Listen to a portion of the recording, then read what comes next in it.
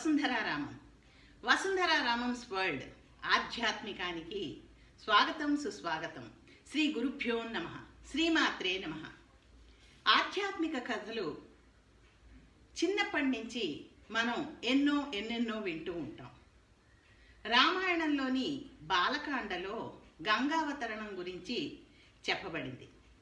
గంగావతరణం అనేది శ్రీరామచంద్రుల వారికి చిన్నప్పుడే ఎంతో ఇష్టమైన అద్భుతమైన కథ అని మనం తెలుసుకోవాలి.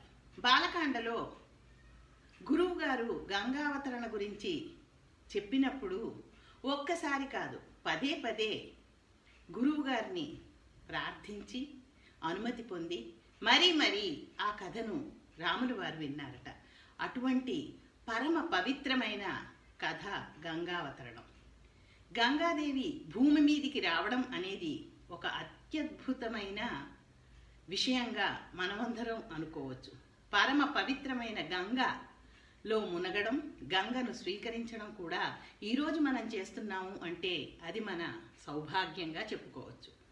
ఇక్కడ ఒక్క విషయం చెప్పాలండి. గంగావతరణం జరుగుతున్నప్పుడు గంగ పైనుంచి భూమి మీదికి ఉరకలు వేస్తూ దిగాలి అని అనుకున్నప్పుడు భూభువనాలన్నీ ఏమవుతాయో అని దేవతలందరూ భయపడ్డారు. అప్పుడు పరమశివుడు కాళ్ళు దూరంగా పెట్టి బలంగా నించోవడం జరిగింది.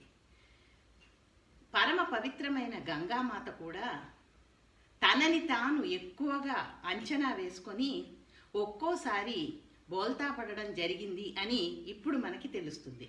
ఎలా అంటే గంగావతరణం సమయం ఆసన్నమవడం, గంగ ఉద్ధృతంగా పైనుంచి భూమి మీదికి జాలువారడం, అది శివుడు మీదకి పడి భూమి మీదికి రావాలి అని నిర్ణయించబడడం జరిగింది. గంగామాత తన మీద తనకున్న నమ్మకంతో, తన గొప్పతనం మీద తనకు ఉన్న నమ్మకంతో కింద నించొని ఉన్న పరమశివుణ్ణి చూసి ఓహో, ఇంత బలంగా నించున్న పరమశివుడు నన్ను తట్టుకోగలడా? ఉద్ధృతిగా వస్తున్న నేను పరమశివుడి తలమించి పరమశివుడిని కూడా పాతాళం వరకు తీసుకెళ్లడం ఖాయం అని అనుకుందట. ఇలా అనుకోవడమే కాదు, నాతో పాటు అతి బలవంతమైన మొసళ్ళు, తాబేళ్లు, ఇతర జలచరాలు కూడా ప్రవేశించడం జరుగుతుంది కదా, నన్ను ఎవరు తట్టుకోగలరు అని గంగామాత అనుకుంది. సరే, సమయం వచ్చింది. పరమ ఉద్ధృతంగా పాల నురుగులాగా గంగ పడడం జరిగింది. శివుడి తల మీద పడినప్పుడు శివుడు చిన్న చిరునవ్వుతో గంగ మనసులోని భావాలను కనిపెట్టడం జరిగింది. అంతే, పరమశివుడు తన జటాజూటాల్ని విస్తరించాడట. పరమశివుడు జటాజూటం అంటే ఈ పృథ్వీనంతా కూడా పూర్తిగా కమ్మేస్తాయి కదా, అదే జరిగింది.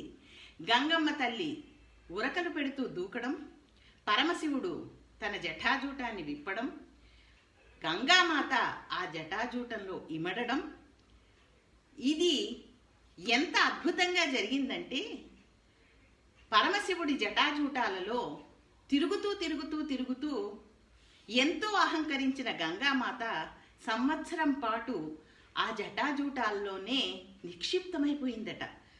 ఆవిడ ఊహించని విషయం ఇది. అందుకే ఆశ్చర్యంగా తిరుగుతూ తన వేగాన్ని ఇంకా పెంచిందట. కానీ ఆమె ఉన్నది శివుడి జటాజూటంలో. ఒక చిన్న చెమట రేణువంత గంగ కూడా భూమిని తాకలేకపోయిందట. అప్పుడు గంగామాతకు అర్థమైంది తను చేసిన తప్పేమిటో.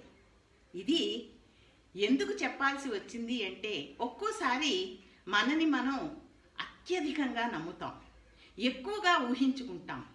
అది ఎప్పటికైనా మంచిది కాదు అని చెప్పడం ఈ కథలోని ముఖ్య ఉద్దేశం. అంటే కాన్ఫిడెన్స్ ఉండాలి, కానీ ఓవర్ కాన్ఫిడెన్స్ ఉండకూడదు. ఒక పరీక్షకు వెళ్తున్నారనుకోండి, నాకు అన్నీ వచ్చు, నేను అన్నీ చదివాను అని అనుకోవడం భ్రమ. అంటే అన్నీ చదివినా అంత ఇంపార్టెంట్ కాదు అని ఏదో ఒకదాన్ని మనం కొంచెం వదిలేస్తాం. పరీక్షలో అదే వచ్చిందనుకోండి, మన పరిస్థితి ఏంటి అంటే మెయిన్ క్వశ్చన్స్లో, షార్ట్ ఆన్సర్స్లో అన్నిట్లోనూ అదే వచ్చిందనుకోండి, అప్పుడు మన పరిస్థితి ఏమవుతుంది? అందుకే ఓవర్ కాన్ఫిడెన్స్ అనేది ఎప్పటికీ పనికిరాదు. ఏమంటారు? నమస్కారం.